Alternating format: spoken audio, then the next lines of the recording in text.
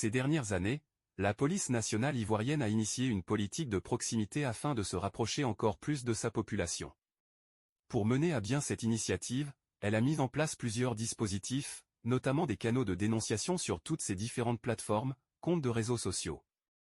La mise en place de ces mécanismes de proximité par la police nationale ivoirienne porte ses fruits, car de nombreux messages de signalement sont envoyés par les internautes et ceux-ci conduisent parfois à l'interpellation de personnes qui transgressent les lois. Le récit qui suit est une parfaite illustration de ces résultats.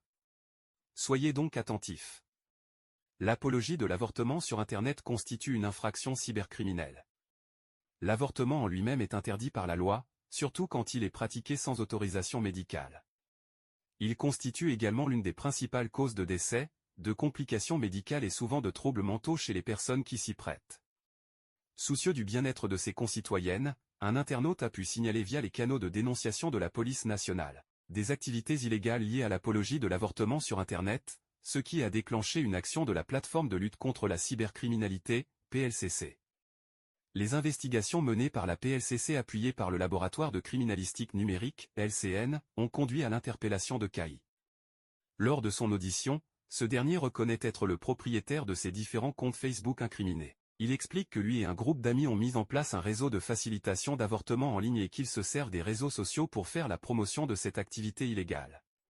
Kayi avoue qu'en réalité les médicaments traditionnels pour l'avortement dont ils font la promotion sont rachetés chez des vendeurs ambulants communément appelés « pharmacies par terre » et que parfois ces médicaments ne sont pas efficaces pour l'interruption de grossesse. Il ajoute qu'ils se servent de la vulnérabilité de leurs potentiels clients pour réaliser des gains. À la question de savoir ce qu'il a fait des bénéfices de cette activité, il dit avoir créé des activités économiques et a également acheté un téléphone de dernière génération.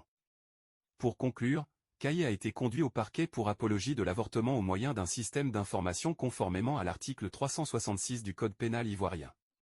Quant à ses complices, ils sont activement recherchés et leur interpellation fera l'objet de communication.